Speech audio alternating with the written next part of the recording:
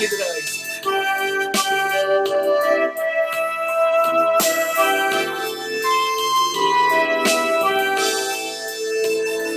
주님이 홀로 가신 여기 나도 따라가고 모든 걸 맡기려 드리신 그 길을 나도 가고 험한 산도 나는 괜찮소 바다 끝을 가도 나는 괜찮소 들어가는 자를 위해 나를 버리길 바라오 사람이 나를 보내는 것 나는 달려가겠어 목숨 가지지 않겠소 나를 보내고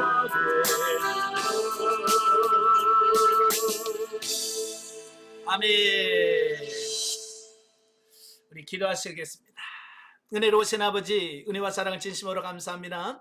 오늘도 우리를 사랑하셔서 귀한 훈련의 시간을 허락하시고 사도행전의 말씀을 같이 나눌 수 있도록 은혜 주셔서 감사합니다. 오늘도 말씀을 할 때 성령께서 우리 지각을 열으셔서 잘 깨달아지게 하시고 우리의 삶 속에 적용해지는 귀한 역사가 있도록 도와주옵소서. 시종을 주님께 맡겨오며 예수님의 이름으로 감사하며 기도합나이다. 아멘.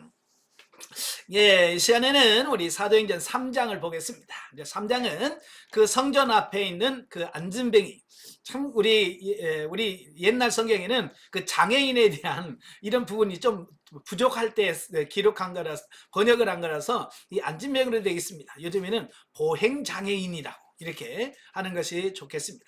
그 보행 장애인의 치유 사건과 베드로의 솔로몬 행각 설교에 대한 말씀을 하고 있습니다. 자, 그 중에서 이제 1절부터 10절이 그 보행장애인의 치유 이적에 대한 말씀인데요. 자, 우리 성경을 같이 한번 읽죠.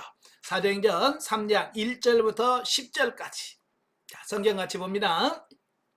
제9시 기도 시간에 베드로와 요한이 성전에 올라갈새 나면서 못 걷게 된 이를 사람들이 메고 오니 이는 성전에 들어가는 사람들에게 구걸하기 위하여 날마다 미문이라는 성전문에 두는 자라.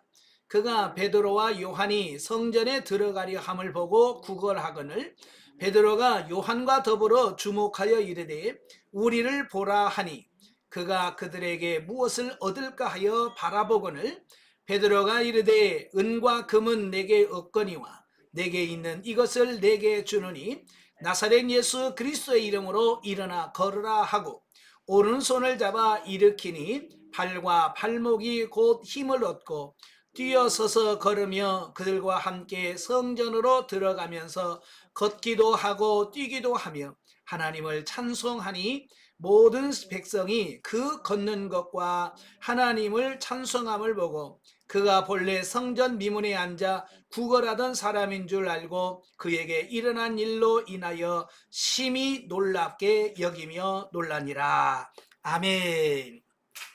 자, 이 말씀은 우리가 너무나 잘 아는 그 보행 장애인을 치유하는 이적인데요. 자, 본장은 그 오순절 성령 강림 후에 예수님의 제자들을 통해서 성령의 역사가 본격적으로 일어나는 모습을 베드로와 요한이 성령의 능력을 힘입어 성전 미문에 앉아서 구걸하던 그 걷지 못하는 그 보행 장애인을 일으키는 장면을 소개하고 있습니다. 자, 이것은 이 베드로를 통해서 이런 놀라운 기적이 일어난다는 것은 무슨 의미일까? 이것은 구약에서 보면 그 열왕기하 2장에 보면 엘리야가 죽음을 보지 않고 승천하지요. 자, 승천할 때 그 옆에 따라갔던 제자가 있어요. 누구죠? 엘리사죠. 그 따라오지 마라. 그런데 끝까지 따라갑니다. 따라갔을 때 그 엘리야가 하나님이 나를 데려가시기 전에 소원이 있냐? 소원을 말해라. 그러니까 뭐라고 그래? 당신의 갑절의 영감을 내게 주소서. 이제 그런 얘기를 해요. 그래서 갑절의 영감이라고 하는 것은 그 엘리야가 가지던 성령의 능력의 배를 의미하기도 하지만 사실은 이 갑절이라고 하는 것은 장자의 축복과 비슷해요. 그러니까 이 말은 나를 당신의 후계자로 세워주세요. 그 말과 같은 말인 거예요. 그때에 그 엘리야가 참 더 어려운 질문을 하는구나. 왜냐하면 그건 본인이 주는 게 아니잖아요. 그죠? 하나님이 주시는 거기 때문에. 예. 그러면서 그에게 뭘 하냐면 그가 엘리야가 승천하면서 그의 겉옷을 그에게 던져줍니다. 그죠? 그래서 그 겉옷을 가지고 요단강을 탁 치니까 어떻게 돼요? 요단강이 쫙 갈라지잖아요. 그때 그 요단강에 있던 선지생도들이 뭘 깨닫게 되냐면 엘리야에게 줬던 능력을 엘리사에게도 줬구나. 이 말은 무슨 말이에요? 엘리야의 후계자는 엘리사다. 이걸 받아들인 거예요. 마찬가지로 이 베드로와 요한이 그 보행 장애인을 일으키는 기적은 이들은 예수님의 후계자로서 예수님의 대를 이어서 그 사역을 감당하는 자구나 라고 하는 어떤 그런 의미를 의미하고 있다는 거예요. 이해가 되시죠? 예. 자, 본문의 내용을 통해서 첫째는 성령 충만한 베드로의 능력이다. 자, 성령의 능력은 죽음의 위협 앞에서 예수를 3번이나 모른다고 부인하게 했던 베드로를 변화시켜서 오직 예수 그리스도의 이름으로 권능을 행하는 능력 있는 전도자가 되게 하였다라고 하는 겁니다. 자, 여기서 죽음의 위협이라고 하는 말이 나오는데 사실은 그 제사장의 집에 갔을 때 여종이 나와서 그러잖아요. 너 예수님의 제자지? 라고 묻습니다. 이때 생명의 위협이 있을까요? 없을까요? 베드로를 죽이려고 했을까요? 아니에요. 그냥 베드로 죽일 의도가 없었어요. 근데 베드로 혼자 여기서 죽을까봐 자기가 지레 짐작 놀래가지고 나 아니야 라고 했던 거거든요. 그러니까 죽음의 위협도 아닌데도 예수님을 부인하는 그런 삶을 사는 거예요. 예. 그런 베드로가 이제는 뭐예요? 실질적으로 자기를 죽일 수 있는 사내들인 공회 앞에나 이런 데서 어떻게 해요? 담대하게 예수님을 전하는 사람으로 바뀌어지고 오늘 본문에 보면 그 보행 장애인을 일으키는 이런 능력 있는 전도자가 되었다.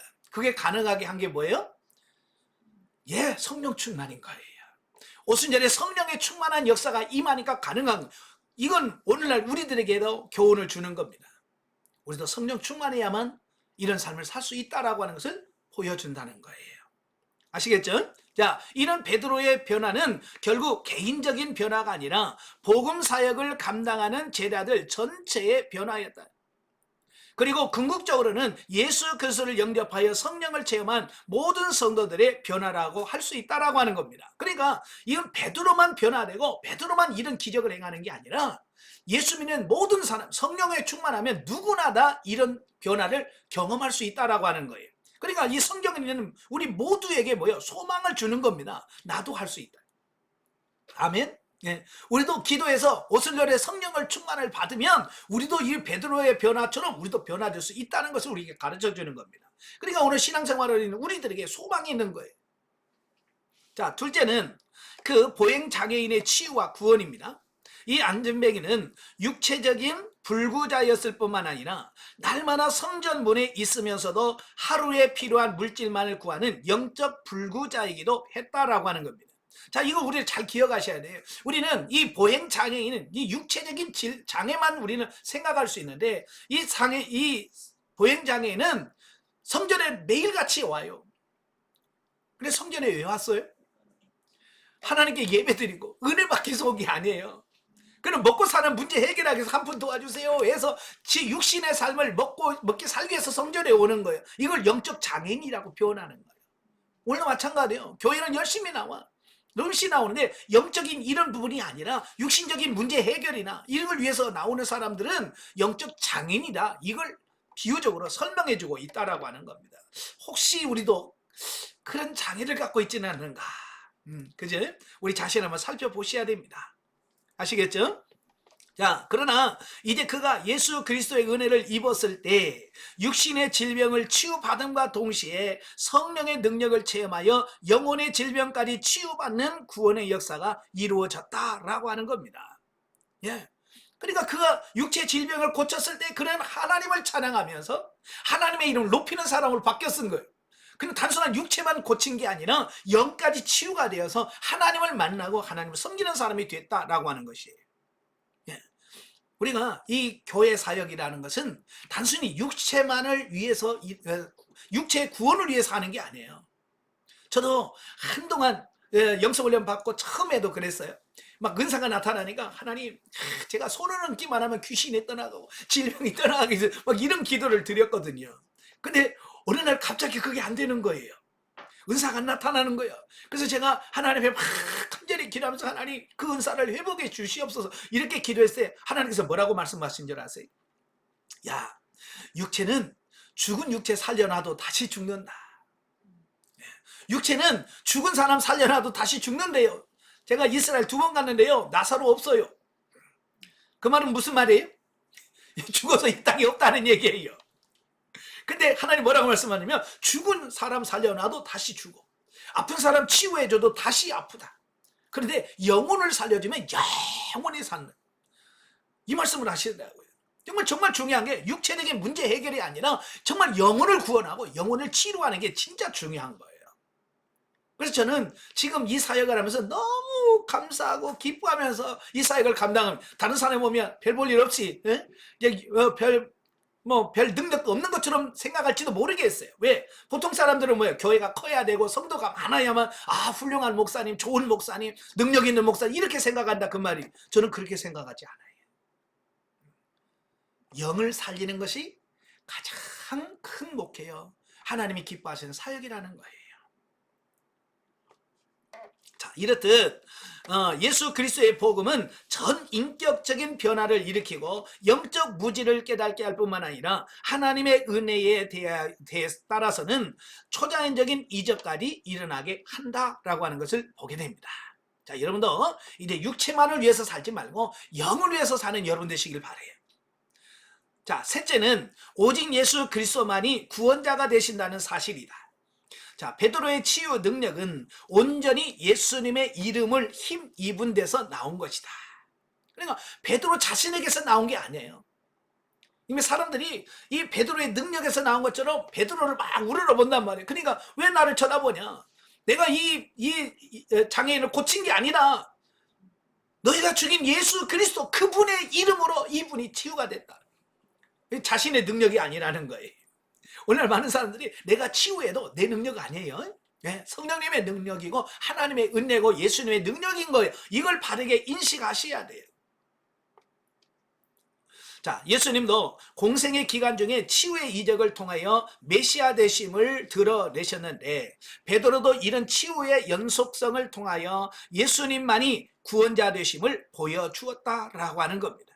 더욱이 예수님의 이름 앞에 나사렛이란 지명을 붙임으로써 역사적으로 실제하여 죽으시고 부활하신 예수님의 실체성을 확증해주고 있다라고 하는 겁니다.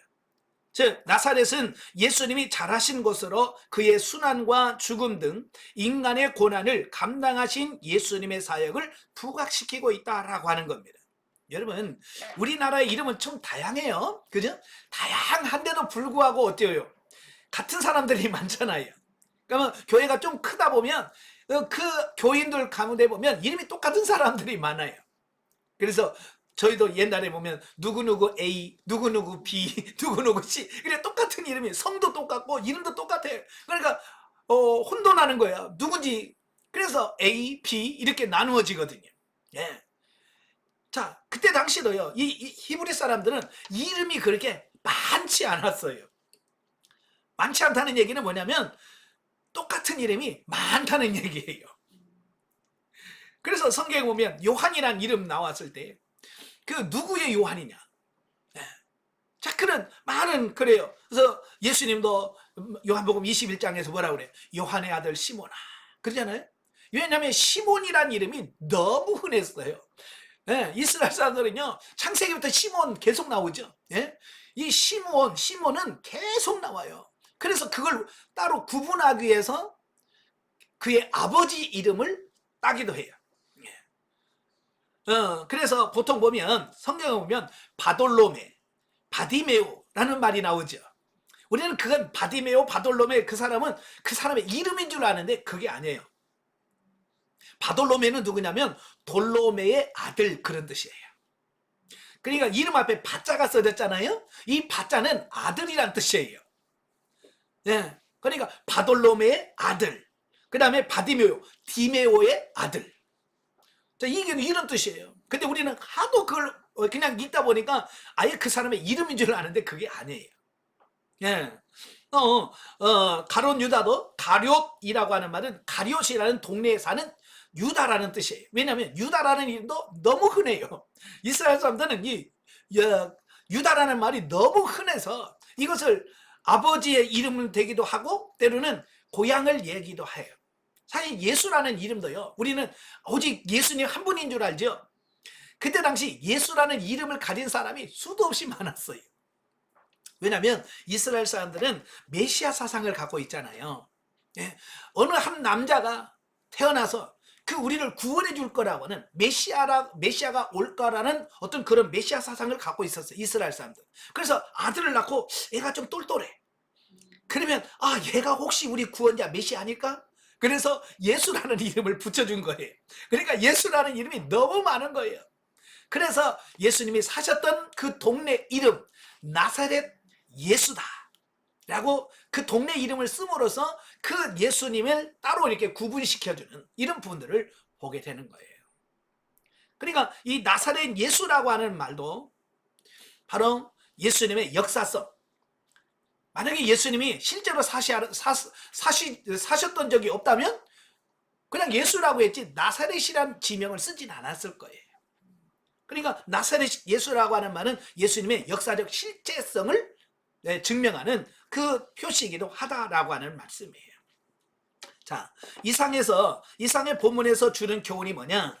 첫째, 베드로가 예수님의 이름으로 안전뱅이를 치유한 것은 우리의 신앙 회개의 근거가 오직 예수 그리스도뿐이라는 사실을 보여준다.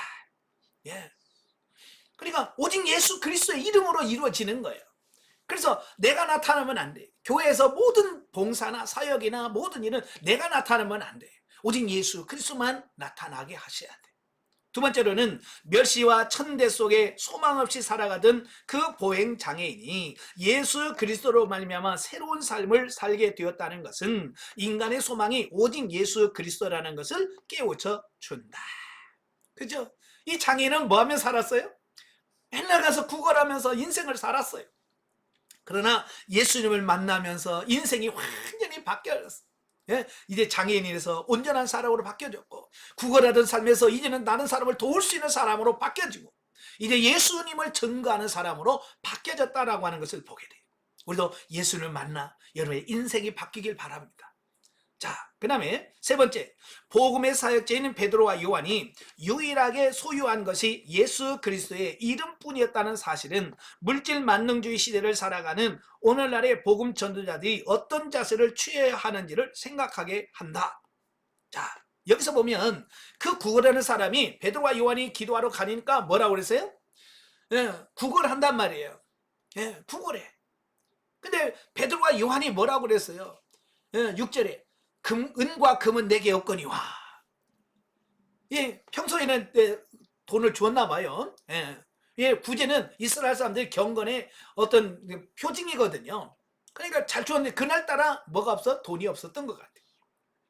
그래서 주려고 보니까 은도 없고 금도 없어. 그래서 자기가 가지고 있는 건 오직 예수 그리스도밖에 없는 거예요. 그래서 그는 뭐예요? 나는 돈 없다. 내게 줄 돈은 없지만 내가 너에게 줄 수 있는 게 있다. 바로 나사렛 예수의 이름이다. 능력이다. 이런 말씀을 하고 있습니다. 이 말은 무슨 말이에요? 돈 없다고 주일 못하는 게 아니라는 거예요. 오늘날은 돈 없으면 교회도 못하는 줄 알아. 그죠? 돈 없으면 못 사는 줄 아는데 아니에요. 예수의 이름의 능력으로 산다는 걸 꼭 기억하시면 좋겠습니다. 자, 두 번째 단락입니다. 이제 11절부터 26절까지입니다. 자, 11절부터 26절까지 같이 보겠습니다. 나은 사람이 베드로와 요한을 붙잡으니 모든 사람이 크게 놀라며 달려나가 솔로몬의 행각이라 불리우는 행각에 모이거늘 베드로가 이것을 보고 백성에게 말하되 이스라엘 사람들아 이 일을 왜 놀랍게 여기느냐 우리 개인의 권능과 경건으로 이 사람을 걷게 한 것처럼 왜 우리를 주목하느냐 아브라함과 이삭과 야곱의 하나님 곧 우리 조상의 하나님이 그의 종 예수를 영화롭게 하셨느니라. 너희가 그를 넘겨주고 빌라도가 놓아 주기로 결의한 것을 너희가 그 앞에서 거부하였으니 너희가 거룩하고 의로운 일을 거부하고 도리어 살인한 사람을 놓아주기를 구하여 생명의 주를 죽였도다. 그러나 하나님이 죽은 자 가운데서 그를 살리셨으니 우리가 이 일의 증인이라. 그 이름을 믿음으로 그 이름이 너희가 보고 아는 이 사람을 성하게 하였나니 예수로 말미암아 난 믿음이 너희 모든 사람 앞에서 이같이 완전히 낫게 하였느니라. 형제들아 너희가 알지 못하여서 그리하였으며 너희 관리들도 그리한 줄 아노라. 그러나 하나님이 모든 선지자의 입을 통하여 자기의 그리스도께서 고난 받으실 것을 미리 알게 하신 것은 이와 같이 이루셨느니라. 그러므로 너희가 회개하고 돌이켜 너희 죄 없이 함을 받으라.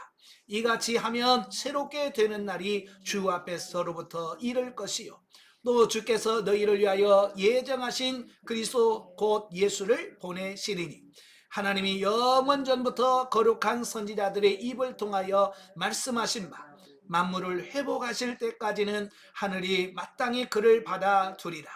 모세가 말하되 주 하나님이 너희를 위하여 너희 형제 가운데서 나와 같은 선지자 하나를 세울 것이니 너희가 무엇이든지 그의 모든 말을 들을 것이라.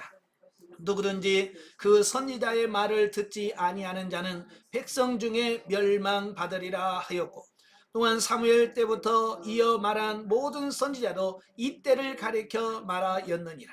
너희는 솔로 선지자들의 자손이요 또 하나님이 너희 조상과 더불어 세우신 언약의 자손이라. 아브라함에게 이르시기를 땅의 모든 족속이 너희 씨로 말미암아 복을 받으리라 하셨으니 하나님이 그 종을 세워 복 주시려고 너희에게 먼저 보내사 너희로 하여금 돌이켜 각각 그 악함을 버리게 하셨느니라. 아멘. 자, 오늘 이 말씀은 베드로의 그 솔로몬 행각의 설교에 대한 말씀이에요. 자, 보면은 베드로가 그 보행장애인의 치유의 이적을 보고 놀라는 무리에게 행한 설교입니다. 예. 그 전까지만 해도 사람들이 베드로의 설교를 들으려고 안 했어요. 그런데요, 바로 그들은 누구나도 잘 알고 있는 미문에 앉은 그 보행장애인이 치유되는 사건을 보면서 뭐예요? 와 하고 베드로에게 관심을 갖게 되는 이런 부분들을 보게 돼요. 보통 사람들은 그냥 관심 안 가져요. 이런 기적이라든지 이런 걸 행해야만 관심을 갖게 된다 그 말입니다. 네. 예수님도 가는 곳마다 이적을 행하셨죠. 그 예수님이 행하신 이적이 목표가 아니에요. 예수님은 그 이적을 통해서 사람들의 마음과 관심을 자기에 끌어서 하나님의 말씀을 전하기 위한 그 예비 수단으로서 기적과 이적을 행하신 거예요. 그러니까 베드로가 이런 기적을 행하니까 어때요? 사람들이 와 그러면서 마음이 열려서 베드로의 말을 듣게 되어지는 거예요. 바로 그 시점을 이용해서 베드로가 뭐예요? 설교를 하는 거예요. 그래서 오순절 성령 강림 직후 행한 설교에 이어서 사도행전에 나오는 베드로의 두 번째 설교 내용이 오늘 본문인 거예요. 자, 베드로의 두 번째 설교는 오순절 성령 강림 후에 행한 첫 번째 설교와 내용이나 구조가 거의 비슷합니다. 즉 구약을 인용하여 예수 그리스도의 구주 되심을 선포하고 회개를 통하여 영접하라고 권고하고 있다라고 하는 겁니다. 그러니까 베드로의 두 번 설교, 사도행전 2장이나 3장이나 모두 그 핵심이 뭐냐면 예수 그리스도예요. 여러분, 이 설교는 도덕적 윤리적인 어떤 이런 걸 전하는 게 아니라 예수 그리스도를 전하는 게 설교인 거예요. 예. 오직 예수. 아멘. 예. 베드로가 한 그 솔로몬 행각 설교 내용은 첫째, 유대인의 범죄를 지적함과 아울러 예수 그리스도의 구주 되심을 선포하고 있습니다. 베드로는 보행장애인의 치유를 보고 놀라 솔로몬 행각에 모인 일단의 유대인들에게 이러한 치유의 능력은 베드로 자신의 능력이 아니라 유대인들이 죽였으나 하나님이 다시 살리신 생명의 주가 되시는 예수 그리스도를 믿음으로 말미암아 이루어진 일이다 라고 증거하고 있다라고 하는 겁니다. 그러니까 이런 기적을 행했다라고 하는 말은 뭐예요? 예, 예수님이 바로 우리의 생명의 주가 되신다. 예? 바로 이걸 말씀해 주고 있는 거예요. 자, 그래서 그들이 무고하게 죽인 예수님이 바로 우리의 구주가 되셨다라고 말씀해 주고 있습니다. 둘째는 뭐냐? 유대인들의 회개를 요청하고 있는 내용이 17절에서 19절에 나옵니다. 자, 유대인들이 예수님을 죽인 행위는 분명히 뭐요? 잘못된 겁니다. 그죠? 빌라도도 풀어주려고 놓아주려고 해서 왜? 무죄인 걸 알았기 때문에. 그러나 그걸 거부하고 죽인 사람이 누구요? 유대인들이잖아요. 예, 그죠? 예, 바로 유대인들이 예수님을 죽였어요. 그럼 분명히 잘못된 겁니다. 그런데 이 또한 구약의 말씀이 성취된 것이므로 회개하여 구원에 이르라고 권고하고 있다라고 하는 겁니다. 비록 유대인들이 영적인 무지로 인하여 예수님을 거부했지만 이제 하나님의 은혜를 깨닫고 예수님을 구원의 주로 받아들이면 구원의 은혜가 임할 것이다 라고 말씀해 주고 있습니다.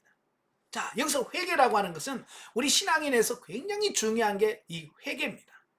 회개라고 하는 것은 뭐냐면 다시 기회를 얻는 것을 말해요. 예. 우리가 범죄했지만 범죄하면 뭐예요? 성경은 뭐예요? 죄를 지면 반드시 하나님의 징계와 심판이 있다라고 말씀합니다. 그죠? 예. 우리가 소망이 없는 거예요. 그런데 회개라고 하는 것은 뭐예요? 마땅히 심판과 징계와 저주를 받을 수밖에 없는 우리지만 회개함으로써 하나님께서 용서해 주셔서 다시 살 수 있는 기회를 주십니다. 그러니까 회개라고 하는 것은 굉장히 중요한 거예요. 네. 그래서 회개하면 소망이 있지만 회개하지 않으면 끝이에요. 자, 여러분 성경을 보세요. 가룟 유다 굉장히 잘못했죠. 가룟 유다만 잘못했습니까? 베드로도 잘못했어요. 여러분 보세요. 가룟 유다는 예수님을 팔았잖아요. 팔고 나서 뭐 했어요? 양심의 가책을 받았어. 그래서 예수님을 팔았던 돈을 가지고 다시 그 성전에 가는 겁니다. 가서 그들에게 뭐라고 그래요? 내가 이거 물리겠다. 내가 잘못한 것 같다. 그러면서 그 돈을 돌려주잖아요.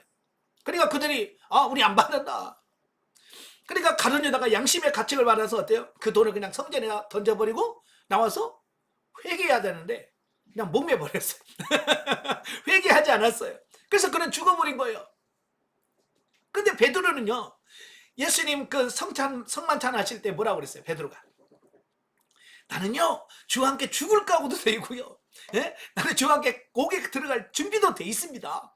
자신 있게 큰 소리 치는 사람이야. 그런데 어린 여종들 앞에서 나는 모른다라고 3번씩이나 부인했던 사람이에요. 여러분 어찌 보면 누가 더 큰 잘못을 했어요? 베드로가 어찌 보면 더 큰 거예요. 그죠? 맹세해놓고, 그죠? 맹세해놓고 부정했으니 어찌면 가룟 유다는 맹세는 안 했어요. 그래서 어찌보면 베드로가 더 큰 잘못이야. 그런데 베드로는 어떻게 돼요? 예, 닭 울음소리를 듣자마자 밖에 나가서 심히 통곡했더라. 이 통곡했다는 말은 무슨 말이에요? 회개했다는 게 얘기예요. 예, 회개하지 않은 가룟 유다는 목매에서 끝났어요. 그죠? 근데 회개한 베드로는 어때요? 예, 보면 보세요. 얼마나 하나님을 위하여 크게 쓰임받는 일꾼이 되는지.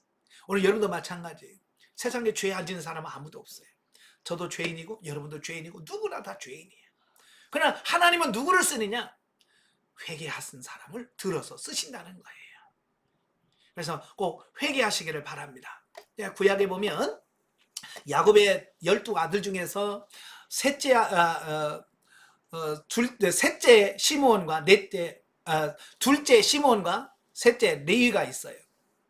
이들은 그 34장 창세기 34장 보면 자기 여동생이 겁탈을 당함. 그러니까 분노해가지고 어떡합니까? 세겜 사람들을 가서 쳐버렸잖아요. 그죠? 그 사건으로 인하여 야곱에게 굉장히 실망시킨 사람. 그래서 나중에 야곱이 자녀들을 다 축복할 때도 이 시므온과 레위는 어떻게 돼요? 너희는 저주를 받을지 하나님이 너희를 흩어버릴 것이다 그랬어요. 이렇게 시므온과 레위 지파는요 하나님으로부터 저주받은 지파예요. 두 지파가. 그런데요 성경에 보면 이 레위 지파는 하나님의 일하는 제사장과 레위인으로서 훌륭하게 쓰임받아요. 똑같이 실수했고 똑같이 저주받았어요. 근데 시므온 지파는 어때요? 흐지부지. 그 차이가 뭘까요? 회개하느냐 회개하지 않느냐는 자에게요. 나중에 여러분 출애굽기에 보면 이래 이스라엘 백성들이 금송아지 숭배를 하죠. 그죠? 모세가 시내산에 올라가서 십계명을 받는데 그걸 못 견뎌가지고 금송아지를 만들어 놓고 이게 우리의 하나님이야 그러면서 그걸 신을 섬기는 겁니다. 모세가 내려와가지고 화가 나잖아요. 그죠? 그 짧은 40일 만에 그들이 다 하나님을 버리고 우상을 숭배하는 모습이 얼마나 열받겠습니까? 그래서 모세가 그 금송아지를 다 갈아가지고 아이 그냥 물에다 버린 다음에 뭐라 그래? 여호와 편의 선자 나와라 그래. 모세가 여호와 편의 선자 나와. 그러니까 아무도 안 나와. 근데 네 지파만 나온 거예요. 하나님 편의 선자 나오라. 그러니까 아무도 안 나오는데 네 지파만 나오는 겁니다.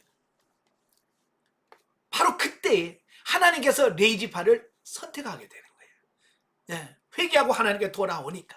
그래서 그 네 지파에서 저주받은 네 지파에서 제사장이 나오고 하나님의 성전을 섬기는 레인들이 돼요. 근데요, 시몬은 안 나왔어요. 그 뒤로 어때요? 시몬은 계속 죄만 짓는 거예요. 나중에 민수기 25장이면 바알부올 사건이 나오잖아요. 바알부올 사건 때 마지막까지 범죄하고 하다가 죽은 사람이 지파가 누구냐? 시몬 지파예요. 하나님 앞에 끝내 돌아오지 않아요. 그래서 나중에 그들은 가나안 땅에 들어갔지만 하나님의 기업을 못 받아요. 그래서 여호수아가 뭐라고 말했냐면 유다 지파한테 가가지고 야 내가 봐도 너희가 얻은 게 너무 많다. 시몬 얘들 좀 줘라. 그러니까 유다 지파가 자기가 얻은 기업에서 일부를 떼줍니다. 다른 사람은 다 자기 집 얻는데 시몬은 이 유다 지파에서 월세 사는 거예요. 왜? 회개하지 않으니까 그런 결과가 이루어져요. 여러분도 마찬가지예요. 회개해야 소망이 있습니다.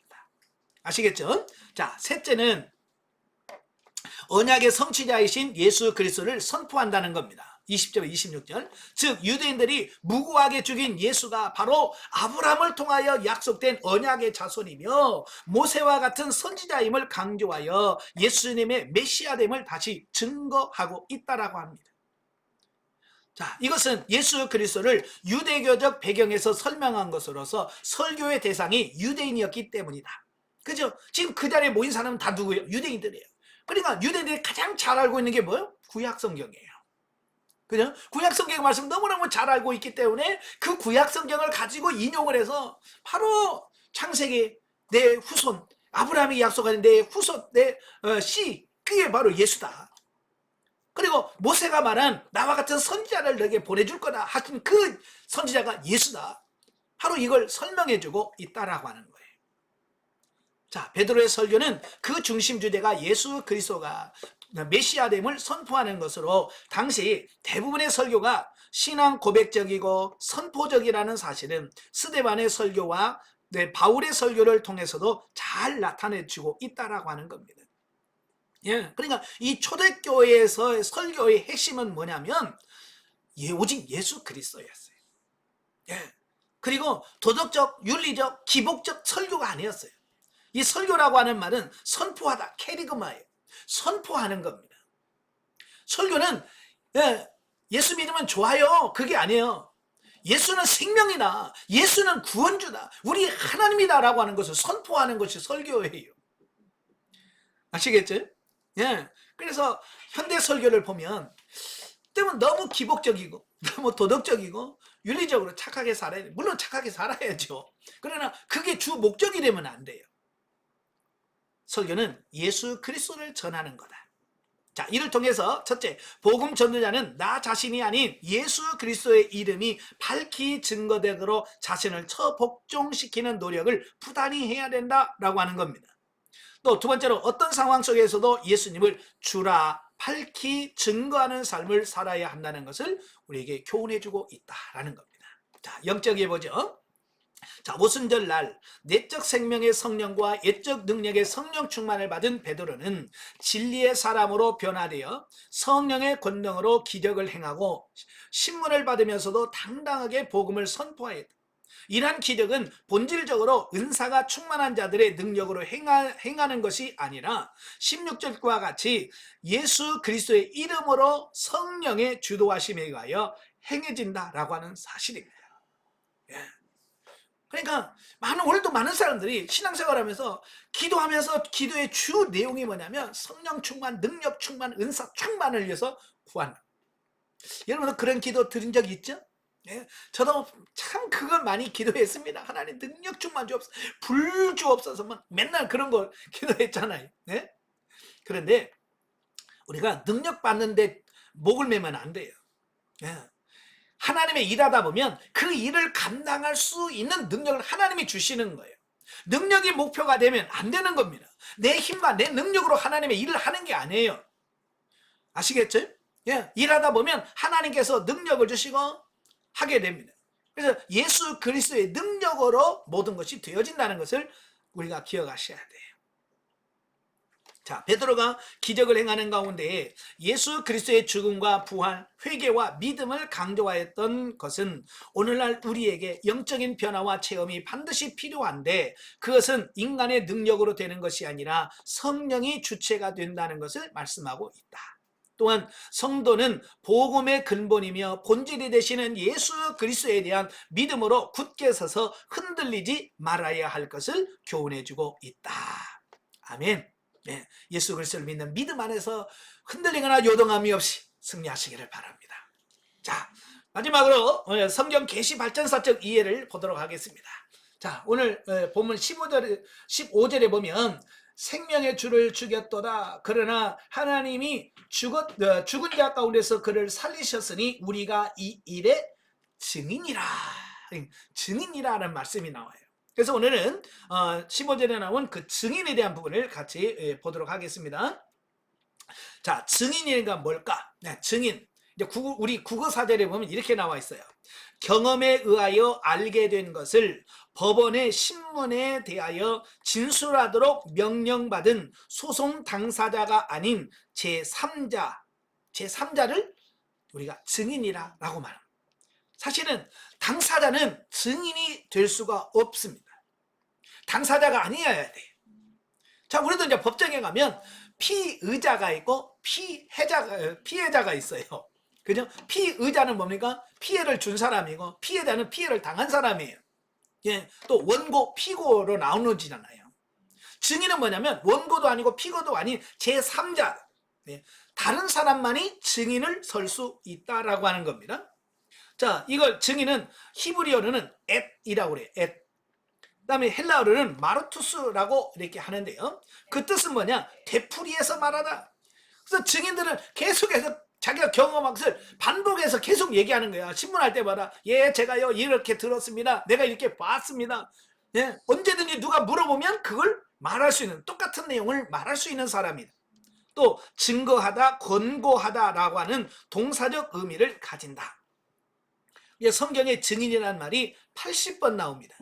네, 많이 나오죠? 그러니까 성경이 66권이니까 한 권에 한 번씩은 증인이란 말이 나온다. 자, 그런 의미겠죠. 예. 자, 이 증인은 오늘날처럼 어떤 수사 기법이 과학적이거나 이러지 않을 때에 그 재판이라든지 이런 걸 잘 끝날 수 있도록 만들어주는 역할을 하는 게 증인이었어요. 지금도 그렇습니다. 예, 어떤 수사를 하거나 법원에서 가장 중요하게 여기는 게 뭐냐면 증인들의 입에서 말하는 그 증언이 효과가 굉장히 커요. 예, 물론 지금은 이제 과학적인 이런 게 더 증명이 되죠. 예전에 DNA가 뭐가 있겠습니까? 지금은 어때요? 예, 머리카락만 하나 있어도 그걸로 DNA 검사해서 다 찾아내요. 예, 옛날에는 지문이 다 있어야 되는데 지금은 쪽지문이라서 이 지문 일부만 조금만 가지고도 그거 가지고 찾아내는 프로그램 다 있잖아요. 근데 옛날에는 그런 게 어디 있겠어요. DNA가 어디가 있겠고 뭐 이런 게 어디 있겠어요. 그래서 예전에는 재판할 때 주로 증인들의 말을 듣고 그 증인들의 말에 따라서 재판할 수밖에 없었어요. 그러니까 이 증인의 역할은 굉장히 중요했던 거예요, 옛날에는. 자, 그래서 성경에 이 증인이라는 말이 처음 나온 게 어디냐면 레위기예요. 레위기 5장 1절. 한번 찾아보겠습니다. 레위기 5장 1절. 자, 5장 레위기 5장 1절. 만일 누구든지 저주하는 소리를 듣고서도 증인이 되어 그가 본 것이나 알고 있는 것을 알리지 아니하면 그는 자기의 죄를 져야 할 것이요 그 허물이 그에게로 돌아갈 것이며 그랬어요. 여기서 증인이 뭐냐면 자기가 들은 것, 본 것, 이것을 사실대로 말해야 할 의무가 있다라고 하는 겁니다. 예. 아시겠죠? 그러니까 반드시 뭐냐면 누구한테 유불리를 떠나서 자기가 본 것을 그대로 얘기를 해줄 수 있어야 되는 거예요. 예. 그래서 위증하면 안 돼. 위증은 뭐냐? 거짓 증언을 하는 거예요. 봤는데 못 봤다고 그러고, 예? 했는데 안 했다고 그러고, 들었는데 못 들었다고 말하는 게 위증이에요. 그죠? 요즘도 뉴스에 보면 가끔 뭐 위증 뭐 그런 얘기 많이 나오잖아요. 그죠? 특별히 정치인들 재판할 때 보면 위증 혐의가 있잖아요. 왜? 자기의 유불리를 따라서 봤는데 못했다, 했는데 안 했다, 이렇게 거짓말로 증언하는 경우들이 많거든요. 그래서 예전에도 그 옛날부터 이 거짓 증언, 위증하는 부분에 대해서 책임을 지는 거예요. 그래서 오늘 본문 5절 1절에서 뭐라고 그래요? 예? 만약에 알리지 아니하면, 보고도 말하지 않고 알아도 말하지 않으면 그는 자기의 죄를 져야 할 것이고 그 허물이 그에게로 돌아갈 것이다 라고 말하고 있습니다. 그래서 구약에서 보면 이 속건제를 드릴 때 그 어떨 때 속건제를 드리느냐, 바로 이 거짓 증언을 해서 누구에게 손해를 끼쳤을 때 바로 그 부분을 용서받기 위해서 속건제를 드려야 된다라고 말씀해주고 있습니다. 예, 그래서 알고 있는데 말 안 하면 그건 죄가 됩니다. 예수님이 우리의 구원자가 된다는 걸 알면서 말 안 하면 뭐가 돼요? 죄가 됩니다. 아시겠죠? 내가 예수 믿으면 천국 간다 알아요, 몰라요? 알죠. 근데 그 얘기를 안 하면 내가 죄가 되는 거예요. 예. 입 다물고 있으면 죄가 되는 겁니다. 입을 열어서, 아까도 말했죠, 증인은 되풀이해서 말한다는 거예요. 예? 내가 경험한 것처럼 계속 되풀이해서 반복해서 이 사람에게도 말하고 이 사람한테도 말하는 거예요. 자, 그 다음에 신명기 19장 18절 19절. 자, 18절 19절 다 같이. 재판장은 자세히 조사하여 그 증인이 거짓 증거하여 그 형제를 거짓으로 모함한 것이 판명되면 그가 그의 형제에게 행하려고 꾀한 그대로 그에게 행하여 너희 중에서 악을 제하라. 아멘. 절대로 위증하거나 모함해서 다른 사람에게 해를 끼쳐서는 안 된다. 그래서 재판장은 이걸 잘 분별하셔야 돼요. 증인들이 정말로 바르게 증언을 하는지, 예? 모해를 가하려고 잘못된 다른 증언을 하는지, 이걸 분명히 파악해서 그걸 해야 된다라고 하는 겁니다. 그래서 뭐라고 그래요? 만약에 그게 모함이 판명되면 뭐라고 그랬어요? 그가 형제에게 행하려고 꾀한 대로 그에게 행하라. 그러니까 이런 거예요. 그 사람을 죽이려고 꾀했다면 죽어야 돼요. 왜? 그 사람을 죽이려고 했기 때문에 자기가 그대로 죽어야 되고, 다른 사람에게 손해를 끼치려고 했다면 그만큼 나도 손해를 끼치게 해야 돼. 예, 그래서 이스라엘 사람들은 정직할 수밖에 없는 거예요. 왜? 거짓 증언해서, 그러니까 예를 들어서 거짓 증언해가지고 돈 좀 벌려고 했다면 어떻게 해요? 그대로 다 토해내야 돼. 다 토해내야 되니까 그게 내게 유익이 안 된다고 하니까 이거 지금 거짓 증언을 못하죠. 그죠? 오늘날도 그래야 돼. 우리나라도 죄를 지어서 이익을 보면 환수를 다 해야 돼. 얼마 전에 제가 뉴스를 보니까 몇백억을 사기를 쳤는데 벌금이 3억밖에 안 낸대. 백몇억인데, 예? 벌금은 3억만 내면 된다. 나 같아도 하지 그러면. 그렇잖아요? 아니 100몇억 내가 사기쳐서 얻고 벌금 3억 내면 남은 100, 다 남는 건데. 그렇잖아요? 그러면 안 되는 거예요. 100몇억을 손해를 끼쳤으면 100몇억 토해내고 그 다음에 그만큼 벌금을 또 내야 하길 배로 물어야 돼. 그러니까 사기를 치거나 거짓말해서 절대로 유익을 받지 못하도록 해야 이 세상에서 정의가 실현되는데 그렇지 않는다 그 말이. 그 다음에 자 민수기 35장 민수기 35장 30절. 민수기 35장 30절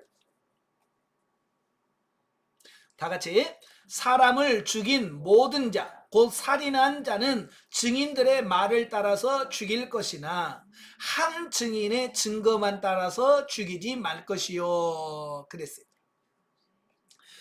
그러니까 증인이 있는데 한 사람밖에 없어. 그러면 그 한 사람의 말만 듣고 그 사람을 죽이지 말라라고 말씀해주고 있습니다. 그래서 우리가 이제 증인들의 말을 듣되 한 사람의 말만 들으면 안 되고 여러 가지로 살펴보고 나서 결정해야 된다. 왜냐하면 한 사람은 자기만 어떻게 이렇게 하면 거짓말할 수도 있다는 거죠. 그죠? 그래서 안 죽어야 됐으면 죽을 수도 있단 말이에요. 그래서 한 사람은 한 사람의 증언만 듣고 사람을 죽이지는 마라. 그래서 신명기 19장 15절에서 증인에 대해서 다시 말씀하죠. 신명기 19장 15절 신명기 19장 15절 사람의 모든 악에 관하여 또한 모든 죄에 관하여는 한 증인으로만 정할 것이 아니요 두 증인의 입으로나 또는 세 증인의 입으로 그 사건을 확정할 것이며 그랬어요. 그러니까 우리가 2는 증인의 숫자라고 하잖아요. 그죠? 최소한의 그 사람의 증언이 효과가 있으려면 두 사람의 증언이 있어야만 법적 효력을 발휘할 수 있게 되어진다라고 하는 겁니다. 세 사람이면 더 명확한 거죠. 그래서 두 사람이나 세 사람의 말의 증언을 통해서 사건을 확정해라 라고 말씀해주고 있습니다. 그 말은 무슨 말이에요? 그만큼 철저하게 하라. 재판에는 오류가 있으면 안 돼. 우리 역사적으로 보면 오류가 있는 잘못된 재판이 얼마나 많습니까? 그죠? 우리도 한때 옛날에 민주화 운동하고 그럴 때 그냥 사형시켰잖아요. 그죠? 나중에 사형시키고 한 10년 후에 20년 후에 뭐 그 잘못됐다고 해서 다시 복귀하고 막 그러잖아요. 그럼 뭐예요? 20년 전에 10년 죽었는데 그렇잖아요. 그러니까 성경에는 뭐냐면 그런 억울한 게 있으면 안 된다는 거예요. 그래서 확실한 증언이 있어야 그 확실한 것을 통해서 재판이 이루어져야 된다라고 말씀해주고 있는 겁니다. 자, 왜 그럴까? 왜 세상의 재판이 확실해야 되냐? 이제 신학으로 넘어가다 보면 결국은 하나님의 재판을 예표하더라는 거예요. 자, 한번 우리가 표를 보면서 한번 보겠습니다. 자, 오늘은 구속사 계시발전사로 보면 증인에 대해서 말씀을 하는데요. 자, 구약에서는 이 증인은 주로 법정 용어예요. 주로 법정에서 이 증인들이 사용되어졌다라고 이렇게 보면 되겠습니다. 그래서 법정은 주로 증인은 주로 법정에서 활용하고 역할을 하는 것이죠. 물론 이 증인은 법정 용어는 신학시대도 역시 마찬가지예요. 지금도 증인이 있죠. 신학시대에 있었고 성령시대도 있고요. 현재도 있습니다. 이것은 계속적으로 이어지는 이런 부분입니다. 자, 그런데 신학시대 예수님 시대로 넘어오면 이제 그 누가복음 24장 누가복음 24장 46절부터 49절. 자, 누가복음 24장 46절부터 49절 보겠습니다. 이에 그들의 마음을 열어 성경을 깨닫게 하시고 또 이르시되 이같이 그리스도가 고난을 받고 제3일에 죽은 자 가운데서 살아날 것과 또 그의 이름으로 죄사함을 받게 하는 회개가 예루살렘에서 시작하여 모든 족속에게 전파될 것을 기록되었으니 너희는 이 모든 일의 증인이라. 법정으로서 그래서 우리는 증언 지금도 해야 됩니다. 만약에 여러분들이 어떤 사건을 보고 듣고 확실히 경험했으면 어떻게 해야 돼요? 경찰서나 법원에 가서 내가 봤습니다, 이렇게 봤습니다라고 증언을 해야 돼요. 그것은 지금도 마찬가지입니다. 그러나 지금은 성경에서는 신약시대에 들어가면 법정 용어가 아니라 복음 전파, 복음 전파와 밀접한 관계를 갖고 있더라는 거예요. 아시겠죠? 그래서 예수님께서 자신이 이 땅에 오셔서 행한 모든 일을 다 말씀을 하시고 깨닫게 하시고 뭐라고 그래요? 너희는 이 모든 일의 증인이라. 그래서 내가 만난 예수님, 내가 경험한 예수님을 어떻게 해야 돼요? 증인, 선포할 수 있는 이런 사명이 오늘날 주어졌다라고 말씀해주고 있습니다. 또 사도행전 1장 사도행전 1장 6절부터 8절까지 보겠습니다. 사도행전 1장 6절부터 8절 다 같이. 그들이 모였을 때에 예수께 여쭈어 이르되 주께서 이스라엘 나라를 회복하심이 이때이니까 하니 이르시되 때와 시기는 아버지께서 자기의 권한에 두셨으니 너희가 알 바가 아니요 오직 성령이 너희에게 임하시면 너희가 권능을 받고 예루살렘과 온 유대와 사마리아와 땅끝까지 이르러 내 증인이 되리라 하시니. 아멘. 예수님께서 이제 너희는 증인이다, 복음 전파해라, 이 얘기죠. 바로 신약시대, 이 성령시대, 교회시대에 와서도 역시 뭐예요? 예, 복음 전파, 이게 증인의 삶이에요. 예, 이게 현재 우리까지도 뭐 해야 돼요? 계속 이어지고 있다라고 하는 겁니다. 그래서 오늘날 증인이다 라고 말하는 것은 뭐예요?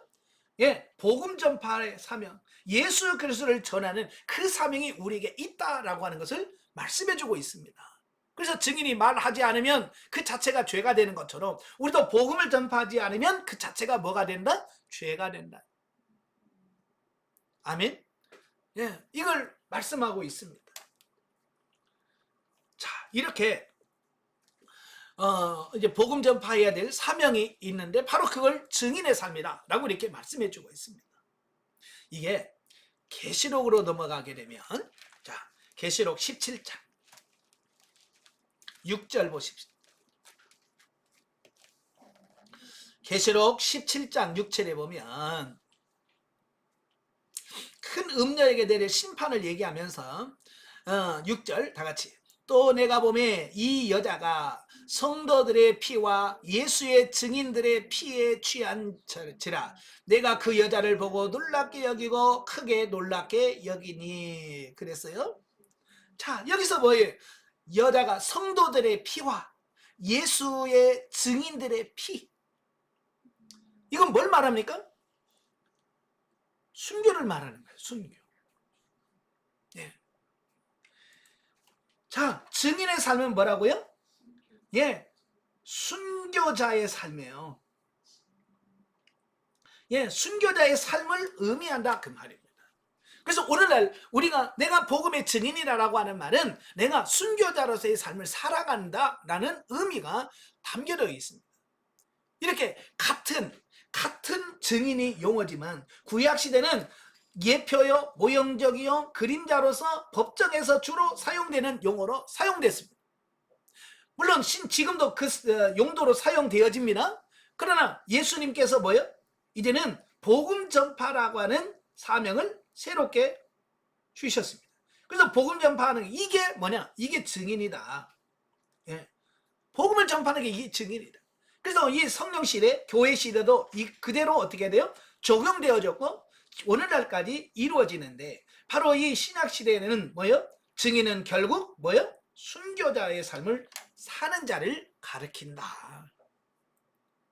그냥 입만 열어서 예수가 구세주래요 라고 하는 게 아니라 이제 예수 그리스도를 위하여 내 생명을 바치는 데까지 가는 게 그게 증인의 삶이다 라고 말씀하고 있는 거예요. 아시겠죠? 자, 이렇게 계시 발전사 쪽으로 이 증인의 이 삶이 계속해서 더 승격화되고 승화되어져 가는 이런 모습을 보잖아요.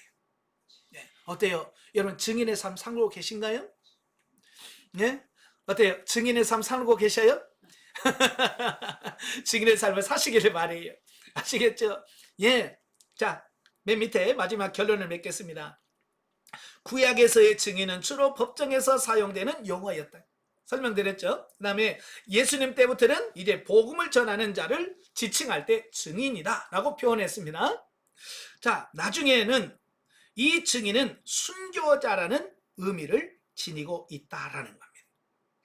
자, 이렇게 증인이 시대를 흘러가면서 점점 역할이라든지 이런 부분이 달라져가는 부분들을 보게 됩니다. 예. 그래서 우리는 예수님이 증인이다. 이 말은 무슨 말이에요? 이제 죽을 각오, 순교를 각오하고 예수님을 전하는 사람이 되라.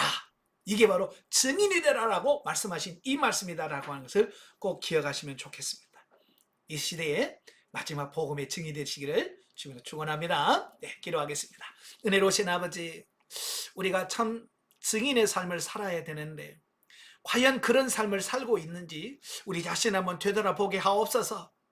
정말로 증인은 단순히 내가 경험하고 체험하는 것을 이야기하는 것으로 끝나는 것이 아니라 바로 그것을 위하여 내 목숨까지도 내놓을 수 있는 삶이 오늘날의 증인의 삶이라고 말씀해주고 있습니다.